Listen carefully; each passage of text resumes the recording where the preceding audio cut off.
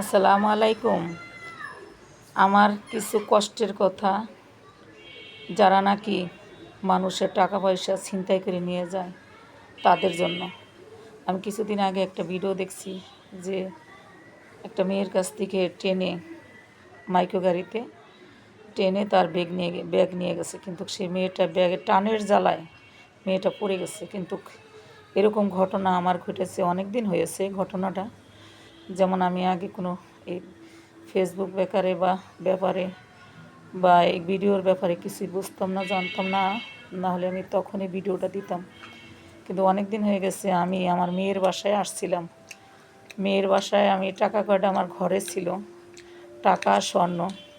কিন্তু এই টাকাটা আমি নিয়ে আমার মেয়ের বাসা থেকে আমি সকাল ভোরবেলা ফজরের নামাজ পড়ে, আমার সাথে 3টা মেয়ে ছিল, আমার 2-3টা নাতি ছিল, এদেরকে নিয়ে আমি আজমপুর উত্তরা আজমপুর বাস স্ট্যান্ড, আমি এখানে টাকাটা নিয়ে আমি তুরাগ গাড়িতে উঠবো, যাত্রাবাড়ির দিকে আমার বাসা, যাত্রাবাড়ি রওনা দিব। টাকা কটা আমি ভয়তে বাসায় রাখি নাই, আমি নিয়ে আসছি সাথে করে, আবার সাথে করে নিয়ে যেতে নিচ্ছি। আমার টাকা হলো 4,60,1100 টাকা আমার আলাদা ছিল, এটা গাড়ি ভাড়ার জন্য। আর স্বর্ণ ছিল আমার 2.5 ভরি স্বর্ণ, একটি 1.5 ভরির একটি রুলি ছিল, একটা রুলি ভেঙে গেছিলো কেসিগেট খুলতে যে চাপ লেগে একটা রুলি ভেঙে গিয়েছিল। সেই ভাঙা রুলিটাও সাথে, 1.5 ভরি একটা রুলি, একজোড়া কানের ঝুমকা, 2টা স্বর্ণের আংটি, মোট 2.5 ভরি স্বর্ণ।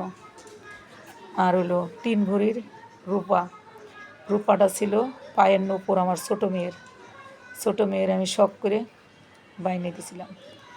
সেই জিনিসটাও আমার 1.5 ভরি আর 1.5 ভরি 3 ভরির রূপা ছিল। আমার এই টাকাগুলো অনেকই আমার কষ্টের টাকা, পরিশ্রমের টাকা, এত পরিশ্রমের টাকা যে মানুষের একটি টাকার পিছনে আমার পরিশ্রম ছিল।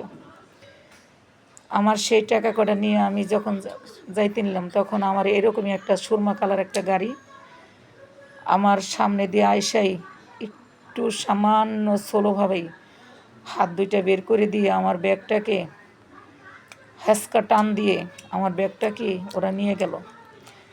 আমি তো সাথে সাথেই মানে চিৎকার করলাম, ওরা ব্যাগটা নিয়ে গাড়িটা চালিয়ে চলে গেল।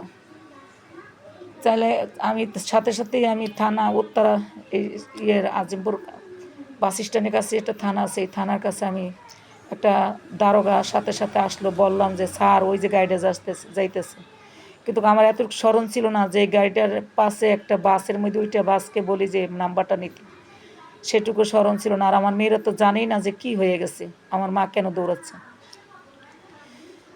পুলিশরা আমার বলে যে আসেন, সিসি ক্যামেরা আছে, অমুক সমুক বলতে বলতে ওরা আমাকে দেরি করলো। ওরা আসলে ইচ্ছা করলে সাথে সাথেই ওরা আমার গাড়িটা একটা বাসেও ফালদা ওই নাম্বারটা নিতে পারতো, ওরা চেষ্টা করলে পারতো, কিন্তু ওদের সাথে হাত আছে কিনা জানি না, ওরা এই সমস্ত কাজ করে যে আমার সেই চেষ্টাটা করলো না। আমাকে নিয়ে এই অজুহাত ওই অজুহাত আমাকে একটু সান্ত্বনা দিয়ে লাস্টে আমার বললো সিসি ক্যামেরা দেখাবে। আর সিসি ক্যামেরা কি বলে, ওইখানে সিসি ক্যামেরাটা নষ্ট নেই।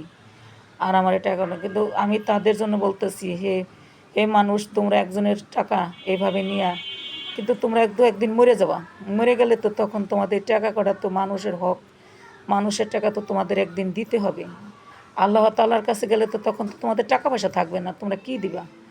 তোমাদের আমল দিয়েও হবে না, আমল দিয়ে দিতেই হবে, আমল তোমাদের থাকবে না। কিন্তু তাদের বলি, আমারে যে কষ্টটা দিচ্ছ, সেদিনকে একটা ঘটনাও দেখলাম, এই ঘটনার জন্য আমি এই ভিডিওটা এতদিন পরে আমি করলাম। আগে এই ভিডিওটা যদি তোমরা দেখে থাকো, তাহলে তোমরা একটু হইও, তোমাদের ভিতরে যেন হেদায়েত আইনো, আর মানুষের এই ঋণকে শোধ করার জন্য চেষ্টা করো। যদি না করে কবরে যাও, তাহলে তোমাদের কিন্তু এটা কোনো উপায় হবে না। এরকম কষ্ট মানুষকে দিও না, আমি বারবার তোমাদেরকে রিকোয়েস্ট করি, তোমরা এরকম কষ্ট দিও না। তোমাদের জন্য আমার এই ভিডিওটা করা। আল্লাহ হাফেজ।